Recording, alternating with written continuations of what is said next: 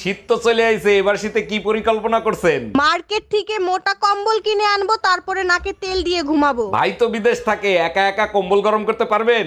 ভাবি লাইনে আছে, আপনারে বলছে কম্বল গরম করে দিতে। Bye bye, tata, goodbye, গয়া। ইস, ভাবিরে যদি পাইতাম, সারা রাত কি যে করতাম। ভাইজান মনে মনে কি চিন্তা করতেছেন? যা ভাবতেছেন সেগুড়ে বালি। আরে না ভাবি, আমি তেমন কিছু ভাবতেছি না। মেয়েদের তো চিনেন না, চোখ দেখলেই বলে দিতে পারে। নোংরা চিন্তা ভাবনা বাদ দেন। ভাই আপনার সোনা দোকানদার পিটাইছে কেন? সোনার দাম শুনতে চাইছি, সাথে সাথে মারবে শুরু করে দিয়েছে। দাম শুনলে মারবে কেন? কি হয়েছে বলেন তো? সোনার দোকানে গেছি, যাই দেখি দোকানদার নাই, আছে তার বউ। তার কাছে জিজ্ঞেস করলাম, ভাবি আপনার সোনার রেট কত? আপনার কপাল ভালো, আপনারে পুলিশে দেয় নাই।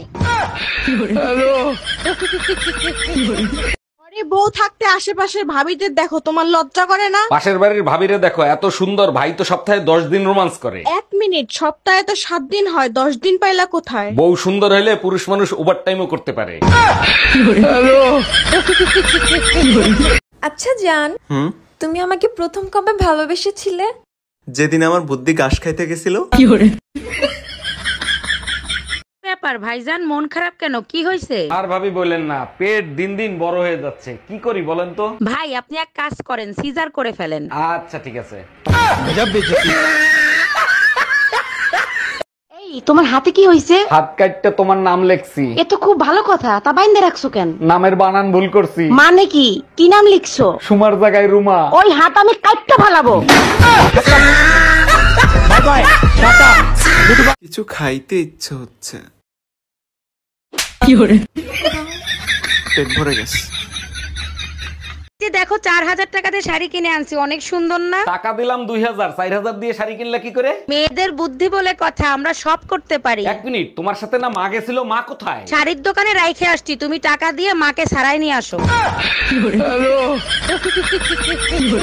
ভাইজান একটা বিপদে পড়ছি, একটু হেল্প করবেন? অবশ্যই হেল্প করব, বলেন কি করতে হবে? আপনার ভাই বাসায় নাই, আমার 1000 টাকা লাগবে, কালকেই দেব। ভাবি এক কাজ করেন, 2000 নেন, আজকেই দেন। আমি টাকা ফেরত দেওয়ার কথা বলছি। Bye bye. আপনি মুখ ভুতা করে বসে আছেন কি জন্য? আপনার বলছেন আমরা ঘরে চাল নাই, চাল আনছেন? আমি আছি 7 মিনিটের বিরাট প্যাচের মধ্যে, বলে চাউল নাই। বিয়ের পর থেকে তো শুনতেছি আপনি খালি প্যাচের মধ্যে, প্যাচ থেকে বাইরে হন। চুপ থাক।